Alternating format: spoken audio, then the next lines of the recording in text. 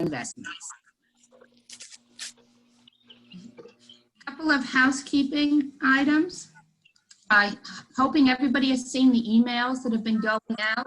We have some wonderful things in the hopper that we're looking at doing this year. I think everybody knows that we've changed our structure. It's been something that we've been working on for a couple of years. And so we've been spending the time in quarantine getting our hands around some additional programs that we're hoping to be able to roll out once we get out of the quarantine period, and we're able to put a little bit of structure around it. So just at a high level, a mentorship program is something that we've gotten quite a bit of feedback on that seems like it would add a lot of value to our members. So we're exploring that option. If you are an experienced investor in rehabbing, flipping, wholesaling, creative deals, landlording, and you're interested in mentoring new investors, please let us know, and we will. We're going to be assembling a team, and we'll include you if it looks like it's a really good fit. Teaching on the Side is another program that we're looking at. We did a rollout last year of a rehab tour. This is something that we're looking at doing on a monthly basis. The Investor Academy, which is a series of 6 Saturday morning workshops, 3 hours each. Continental breakfast will be included. Speakers Bureau, if you're interested in speaking at other REIAs, every once in a while we get tapped by other REIAs to see if we can recommend speakers. We would vet you. Let us know. We'd be happy to get you on that list. We're looking at a mastermind program, and we're looking at doing a member spotlight. This is something we'd like to introduce immediately since we're in a lockdown quarantine and we're doing so much by Zoom meetings. If you want to introduce yourself or your company to the rest of the membership, let us know. We'd love to give you 1 or 2 minutes at the beginning of the Zoom meetings for us to do a little bit of networking. And don't forget, networking is happening on our Facebook page. That is included in the meetings. This week, for those that didn't get a chance to read the Week at a Glance email that went out, we have 3 meetings coming up. One's tonight with Stephanie, and Thursday is our Jumpstart program, which is it's part 1 of a 3-part series. Highly recommend that you check it out. And a week from today is our TREIA North meeting. So that's it on my end. A couple of housekeeping. If you have a question during the presentation today, you can use the chat function. The chat, on these meetings, they get so big, we don't have the chat scroll to the right of the screen. It can be very distracting. But when you send us a chat, we'll compile them and we'll ask you a question for you, and hopefully we'll get it answered. And with that, I am going to turn it over to Stephanie. And thank you for your time.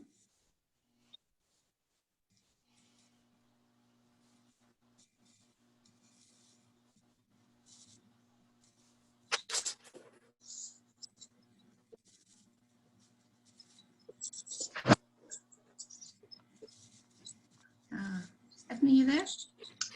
Hey, can you hear me? Help. Can y'all hear me? Yep, we can hear you. Okay, sorry about that. My internet. Yeah, we can. My internet just failed, so now I'm on my cell phone. Gotta love working from home. Sorry about that. So I'm honestly, I missed the past 5 minutes because I was trying to get back on. Jackie just finished. Jackie just finished, so it's my you now. Okay. Your turn. All right. Sorry about all of that. Have to love technology. Actually, your timing was perfect. It couldn't have been any better. She just finished. It was perfect. Really? Okay, great. So I just want to thank everyone for being on here tonight. This is my first Zoom meeting that I've ever hosted, so y'all bear with me. Not quite used to doing this, but so I did want to thank Chris Mann from Mann to give me and Jordan for coming to talk to us. Last week with one of my own personal clients, I had an experience that I never had before. I've always heard people talking about it. So it just made, you know, once you're in a situation, then you really find out what it's really like. And that's wire fraud. So one of my clients, we were all ready for closing. We were supposed to close last Monday. On Friday, he receives an email and they say, we need you to wire the cash for close funds as soon as you can. We need you to send it to this address, this email address, or this wire information, and we need you to do it as soon as you can. My client is a very educated person. They actually have a PhD in physical therapy, and we're just caught up in the moment, and they followed the instructions. Up to this point, every time I've heard about this situation, it's always been, okay, the real estate agent gets the wire instructions from the attorney, and then they wire it to the buyer, and then that's how they get scammed.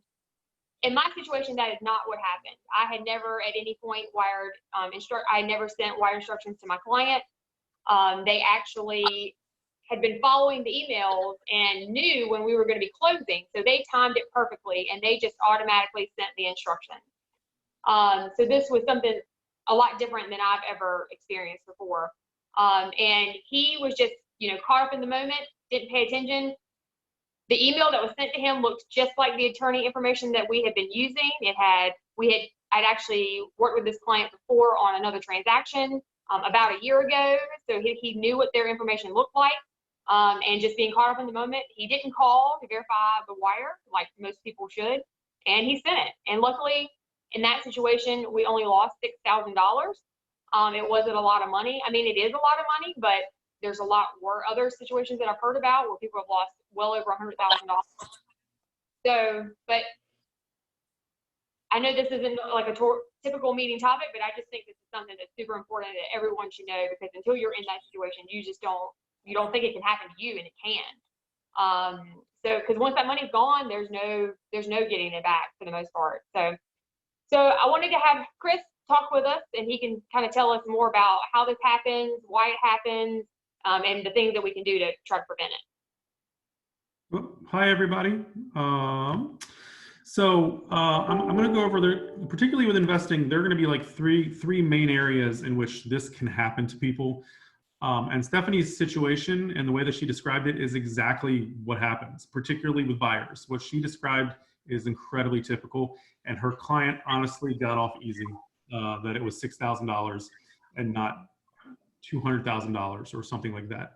And the main sort of overarching thing with all of this is email security. This is all about email security in every aspect of it, whether you're a buyer, you're a seller, you're a payoff lender, it is email security. So I'm going to talk to the ways this happens for buyers and sellers and for the lenders, the private lenders.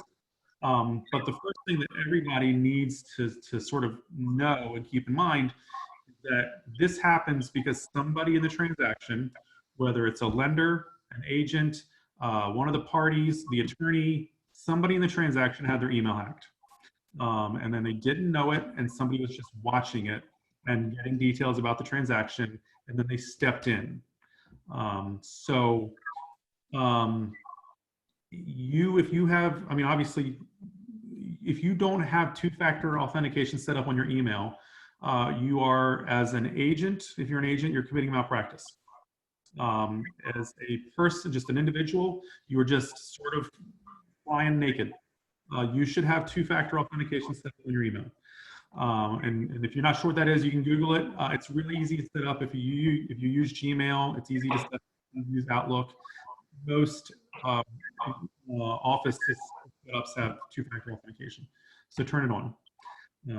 And if you use the same password for everything, at least pick a different password for your email, because even if they don't send you a link that you click on and you give up your password, which is how this happens to most people. Most people, they get an email in their inbox. It looks like something they're supposed to click on. They click on it, and then they compromise their inbox in some way with their password. It can also get compromised because some website you visit gets hacked, and they get your password they download it off of that website, and you've used the same password for everything.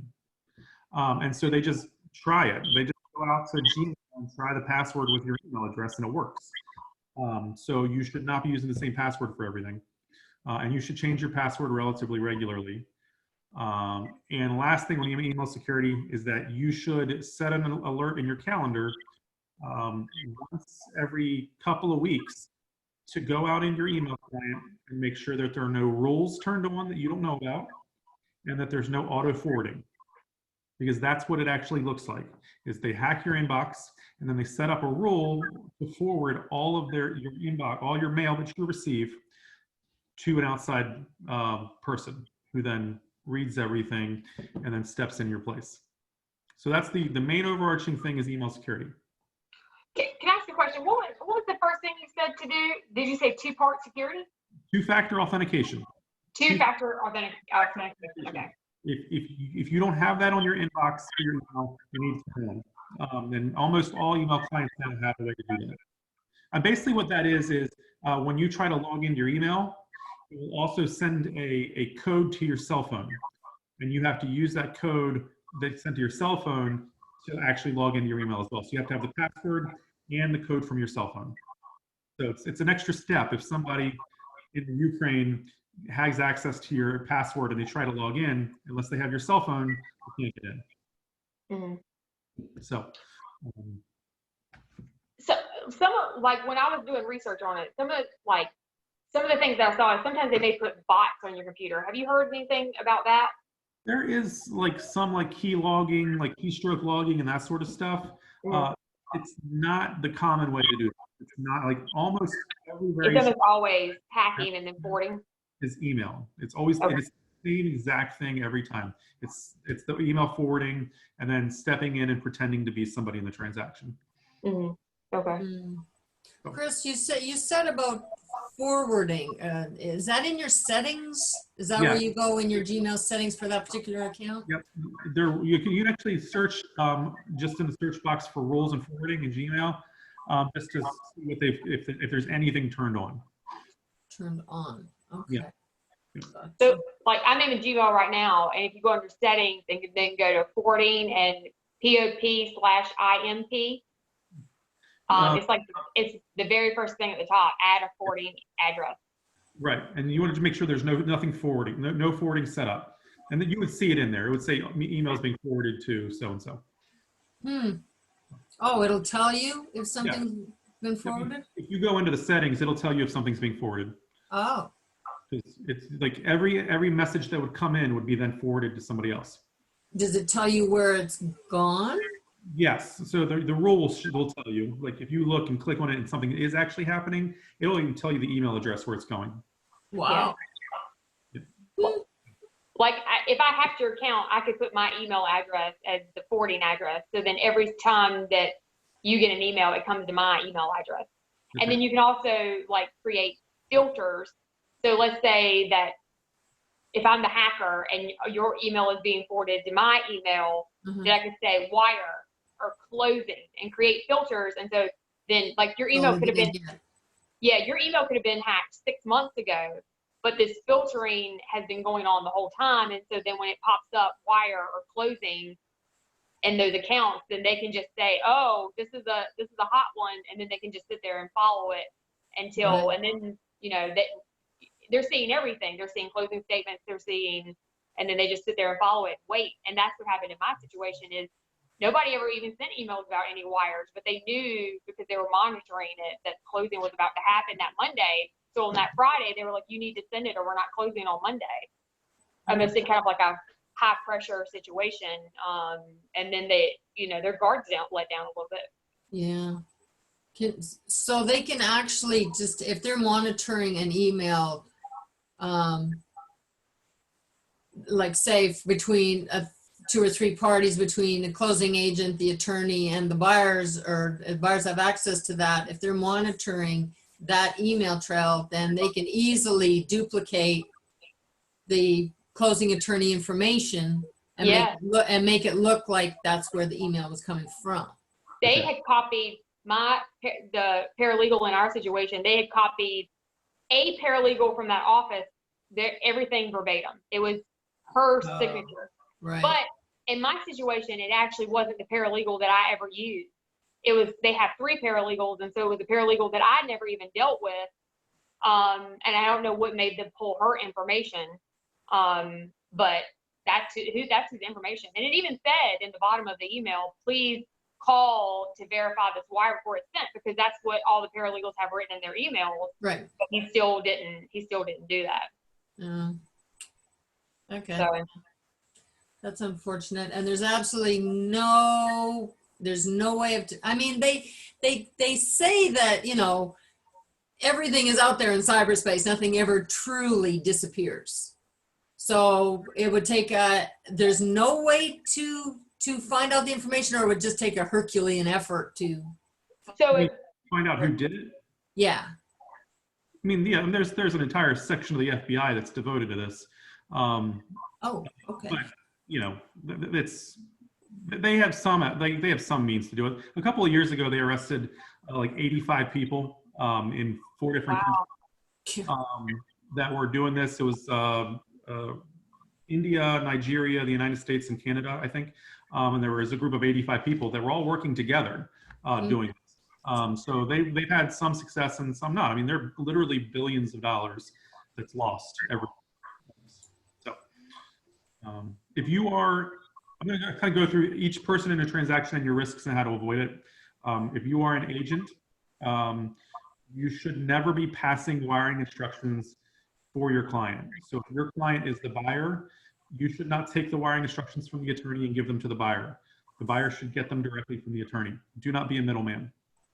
And if you are representing the seller and your seller wants their proceeds wired to them, do not take their check or their wiring instructions and give it to the attorney. Don't be the middleman. And you should communicate that to your clients, that you will never be the middleman. And that way, if somebody's pretending to be you, they should immediately have an alert raised because you've told them you will never be the middleman. And never be, and keep your word, never be the middleman. If they ask you to do it, just say no, and make them communicate with the attorney directly. And that is the best way to avoid you sort of being the source of it. I mean, you could still end up being the source if your email is the one that's hacked, and that's why you should keep track of that stuff. For sellers, the risk is more on the attorney. If we get fake wiring instructions for a seller, we are the ones wiring money away. And if we've gotten fake wiring instructions for a seller, it is almost always going to be the attorney on the hook. Which is why if you have an attorney that is making you jump through hoops to send you your money, don't complain about it. It is one of the things that is the most maddening here in what I do, is that if I tell, we have a software program we use that verifies the identity of the seller and verifies their wiring instructions, and then it's insured up to $1 million. And we pay an ungodly amount of money a year for this service. And I have sellers that will yell at me about it. They don't want to do it. Listen, I don't want to be on the hook for $130,000 or more, $600,000, because some hackers stole your money. So if you have an attorney that's asking you to do some stuff, either do it or pick up a check. Those are the options, because this is how we're trying to protect your money. Depending on what the attorney's rules are, some of them make you come in person and hand them a voided check. We have the service that we use. There are some attorneys that they're generally a little bit older that just won't do it at all. They just say no. Hard money lenders, private lenders, that is a far riskier thing. If it's like Choice Rentals or Oakwood Lending, you know, those sort of folks, I send them money all the time. I got templates for those guys. So like, I know I've sent them money. I know the instructions I have work. If it is literally just some person in Durham that's decided he's going to start loaning out some money on some real estate investing, like, he's going to have to jump through our hoops too, because we want to make sure that he's getting the money and it's going to the right place. And that person shouldn't be complaining when we say, if you want your proceeds wired or you want your payoff wired, here's what you have to do. So it's, in those cases, you can avoid a lot of the drama if you just accept that there are hoops to jump through. But for the buyer, The buyer is the big risk. The buyer is always the big risk because we can't control if somebody starts talking to your buyer or you if you're the buyer. We can't control that conversation. We don't even know that it's happening. While we as a firm, we send out this warning, and it's a very aggressive warning. It's on my Facebook page. If you go out to my Facebook page, it's Chris Mann. I posted our warning, and it's a full page of like all the things that a scammer will try to do. And Stephanie's description, literally probably 9 of the things on that list, or 10, happened to her client. And he just wasn't paying attention, wasn't thinking about it. And if you get that list and you send it to your clients and you remind them of it, it is the best way to avoid them getting scammed. And the biggest things that you're going to get in that situation is high pressure.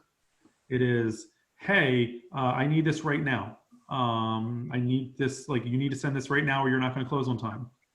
There isn't an attorney in Raleigh or Durham or the Triangle who is sending out emails to clients and saying, if you don't do this right now, you're not going to close.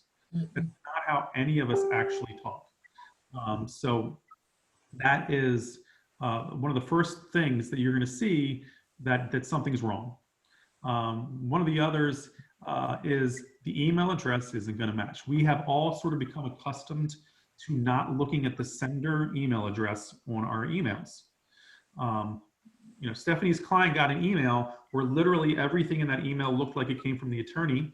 If you look at the email really closely, the phone number was switched, the phone number for the attorney.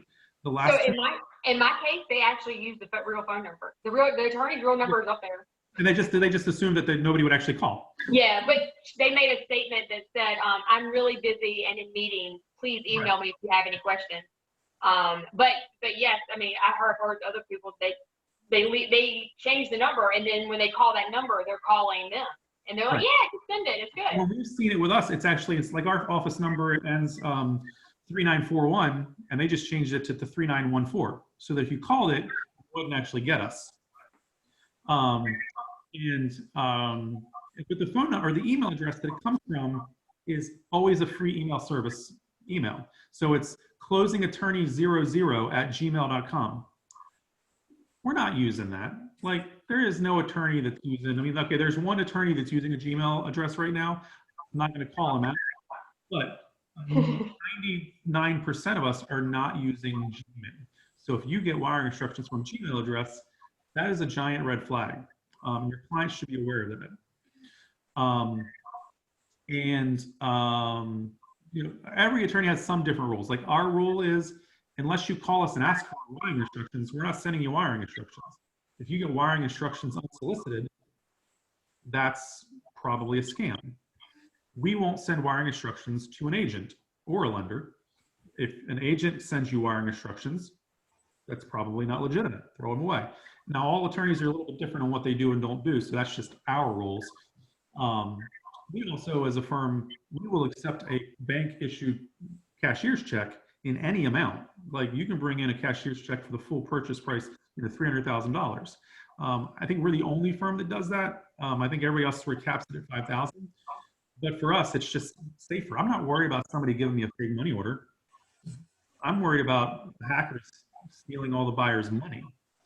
So we've been more than willing to take on the risk of a fake cashier's check that's never going to actually happen, than putting our clients at risk. And so that's one of the things that we do to sort of try to alleviate this concern.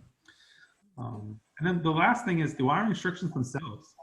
The wiring instructions almost never have the firm name. I've seen it once or twice where they use the name of the firm and they somehow still got the wiring to a, but often it's something random, like a construction company or some person's name. And it's not man Gordon on the bank account. It's, you know, Zach's drilling service. That should be a red flag, but it's happened. And your clients, you should, if you're a buyer or if you're an agent and you're buyer clients, like, you should be pounding into them all the time, like 5 different times during the transaction, all of the red flags that can happen. because they'll get to that point at the end of the transaction, they'll get in a rush, or they'll just get excited and they will forget everything. So it is important to just remind them over and over and over again. Chris, we have a quick question. Yep. If you were not a victim of wire fraud, but you became close to it. So in this scenario, you were contacted by your buyer, and they noticed and they questioned because they'd gotten an email that said wiring instructions had changed. And so it was stopped. They never actually wired it. But you're at risk because what information do they have access to? I think the question is, do you need to now go and change bank accounts? Like what information could they possibly have, even though the fraud, the entire event didn't take place? Right. So you don't have to change your bank accounts, because your bank account's never the one at risk. It's you sending your money to somebody else. So you don't actually have to go change your bank accounts. But if you did get that email, that is something that you need to communicate to everybody else in the transaction. Because somebody in that transaction has their email compromised. Because the only way that the scammers would know what's happening and to know to send that email to that buyer in that situation is because they knew the transaction was happening and they knew the timing. Somebody has their email compromised. So it is important to communicate that. It's important to go check your email roles and check everything in your inbox, change your password. Your buyer should change the password. The attorney should check all their computers. The lender should check all their computers. There's no need to change everything, but everyone should check. And then the person who is responsible, to the extent that they will admit it, because there are times when people realize it's them and they fix it, but they don't want to admit it. That's going to happen a ton. That's what you do in that situation. Because you're actually your own bank account, unless you literally have copies of your checks or something like that, or your bank account login in your inbox, is not really a risk. But somebody's inbox is popping up.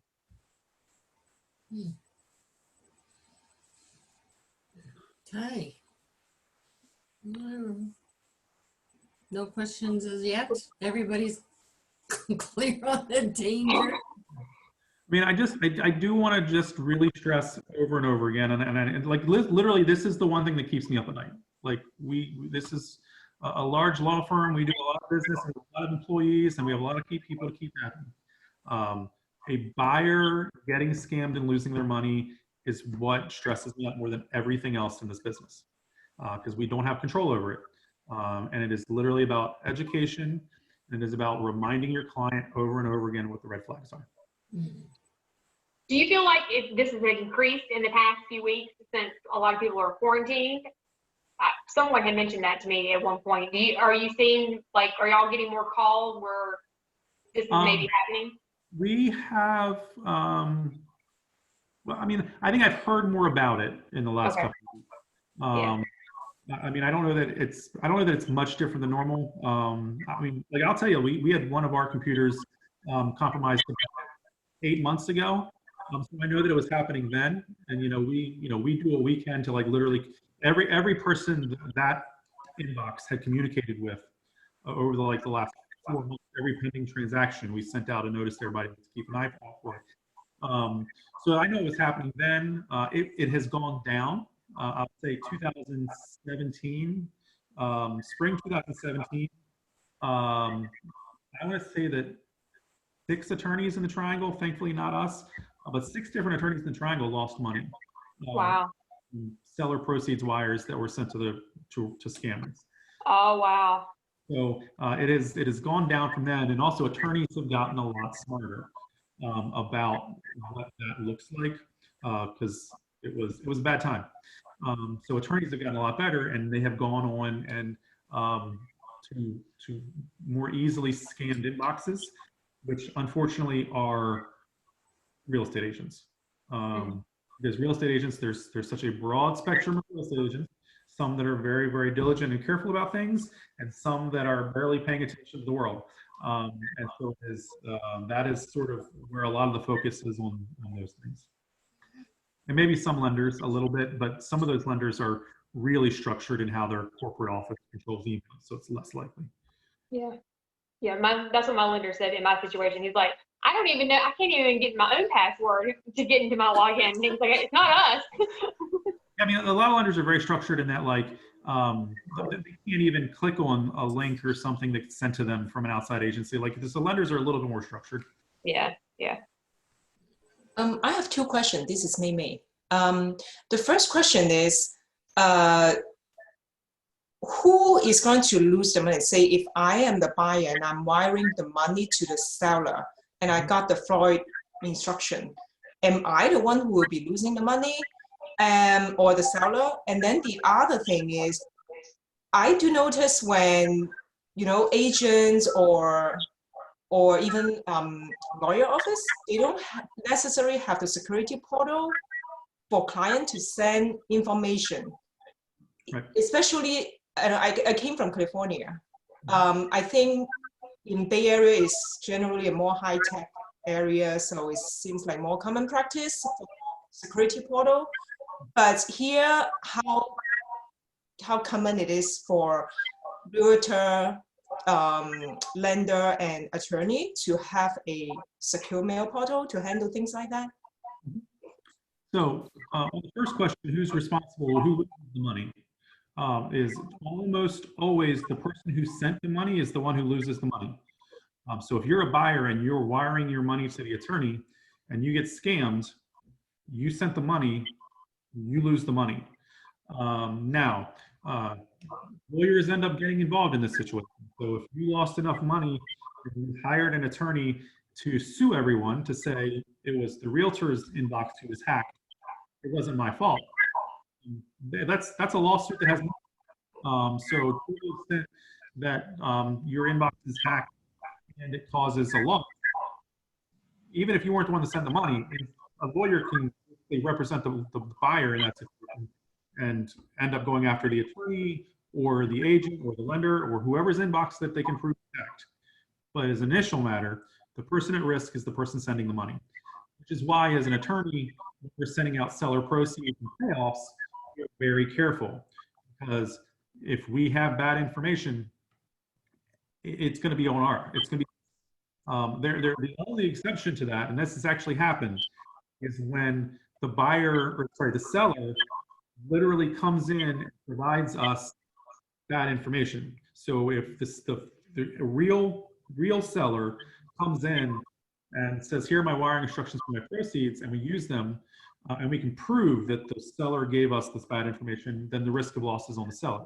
And we had that happen once where, for reasons I do not understand, the seller Googled their wiring instructions, going to their bank, and downloaded just random wiring instructions and gave them to us. And we got that money back. It took 2 weeks. But we were able to get that money back.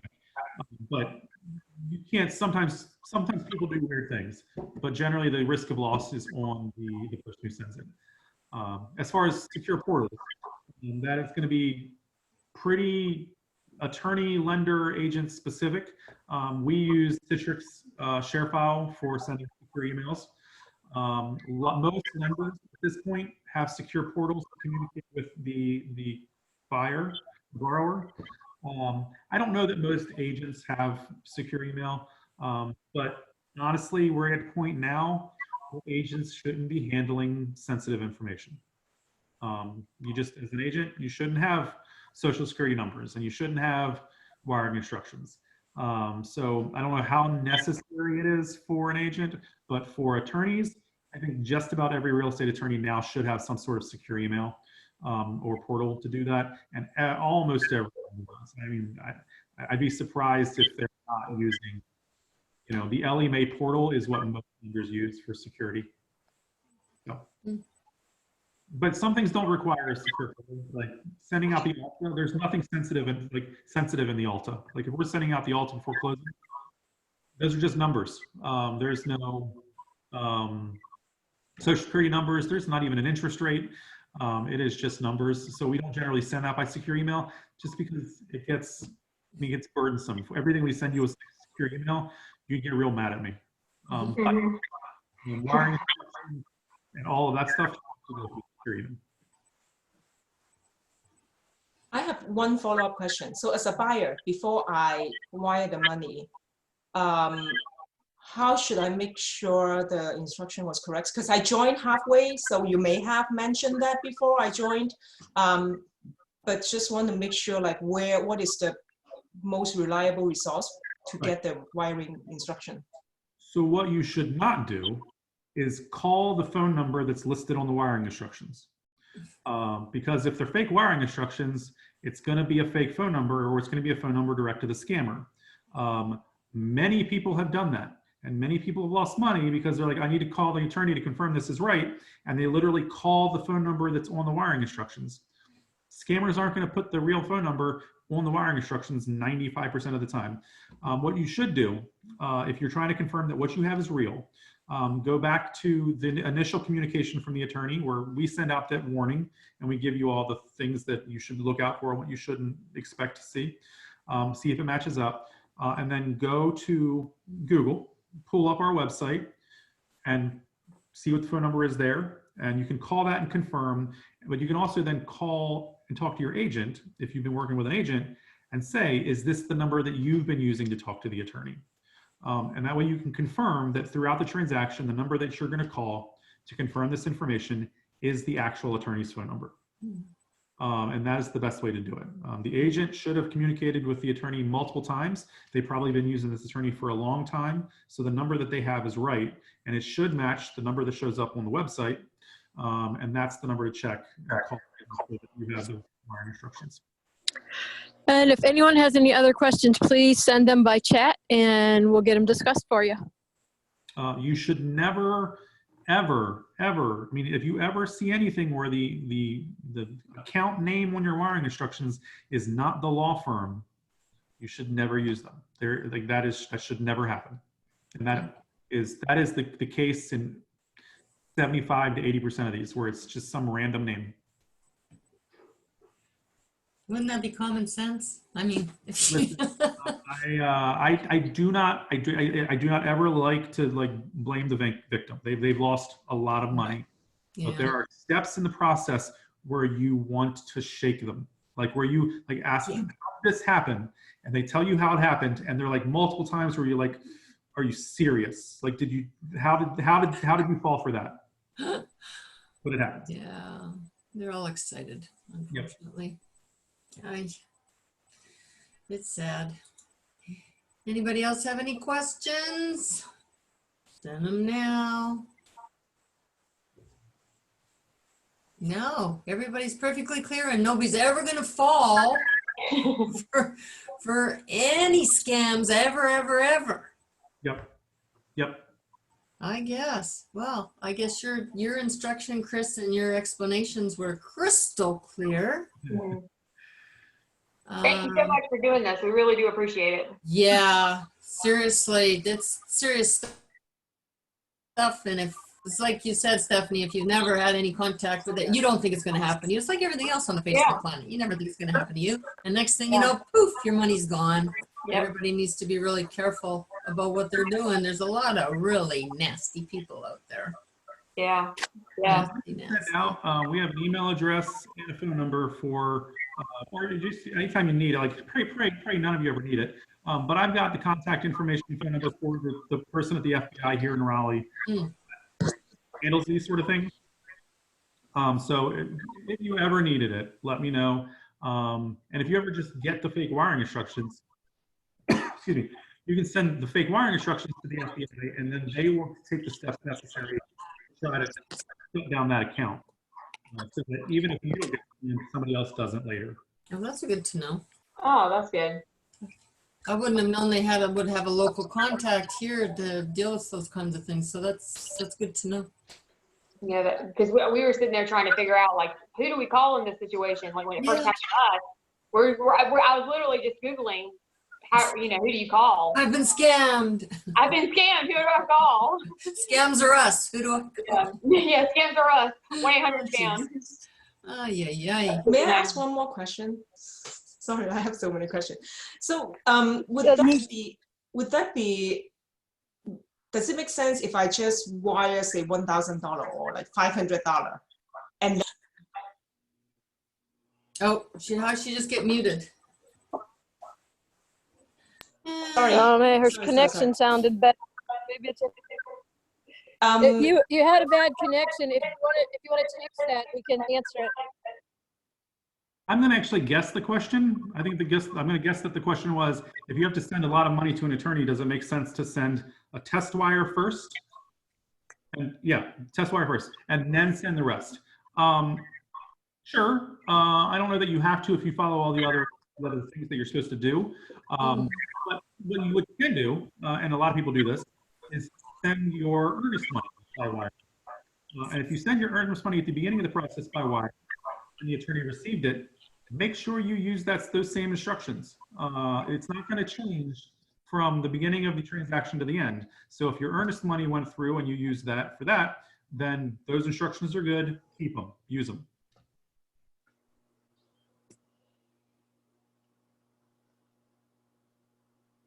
Anybody else? Yeah. Well, are we going to close out early, or what are we going to do? Yeah, if no one else has any other questions, yeah, I guess we're done. I think that's good. Fine. Chris and Stephanie, thank you. I know Yes. wire fraud Yeah, it is was not great. a sexy topic, but it is a very important one. And people have way too much at risk. So we appreciate your time. And for everybody else, Yes, thank you so much. That was great information. Thank you. we'll see you Thursday night, everybody, at the Jumpstart meeting. 7 p.m. I think. All right. Right? Yep. All right. 8 o'clock. All right. Sign up. Thanks, All right. everybody. Thank you so much. Thanks, all. Bye. Bye. Thanks.